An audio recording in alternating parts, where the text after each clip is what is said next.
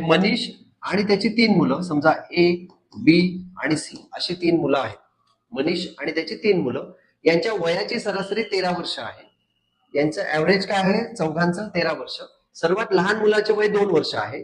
प्रत्येक मुलामध्ये 2-2 वर्षाचं अंतर आहे. तर मनीषचं वय किती आहे? आता बघा, मनीष आणि त्याच्या 3 मुलाची सरासरी किती दिलेली आहे? 13.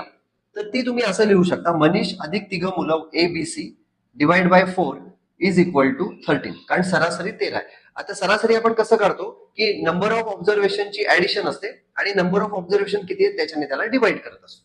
पुढे बघा काय दिलेलं आहे की लहान मुलाचं वय 2 वर्ष आहे आणि प्रत्येक मुलामध्ये 2-2 वर्षाचं अंतर आहे. समजा आपण ए हा लहान मुलगा पकडला ए, तर त्याचं वय 2 पकडलं आणि प्रत्येक मुलामध्ये 2-2 वर्षाचं अंतर आहे.